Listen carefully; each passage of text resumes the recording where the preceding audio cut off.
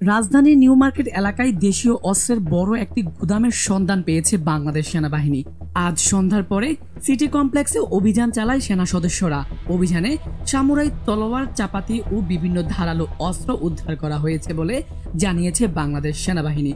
দর্শক, আপনাদেরকে জানিয়ে রাখি, এই ধরনের অস্ত্র ব্যবহার করে কিশোর গ্যাং ও সন্ত্রাসীরা আইন শৃঙ্খলা বহির্ভূত কার্যক্রম চালিয়েছে বলে জানিয়েছে সেনা সদস্যরা। গোপন তথ্যের ভিত্তিতে সেনাবাহিনী এ অভিযান পরিচালনা করা হয়েছিল। সন্ধ্যার পর থেকেই অস্ত্রগুলো বিক্রির জন্য গোপনভাবে মজুত রাখা হয়েছিল বলে প্রাথমিকভাবে ধারণা করা হয়েছে।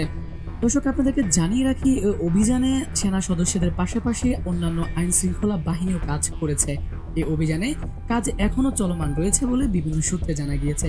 এই ঘটনার সাথে জড়িতদের দ্রুত গ্রেপ্তারের তৎপরতা চালিয়েছে সেনা সদস্যরা। এই ঘটনায় জড়িতদের শনাক্ত ও গ্রেপ্তারের তৎপরতা চালাচ্ছে বাংলাদেশ সেনাবাহিনী সহ আইন শৃঙ্খলা বাহিনীরা।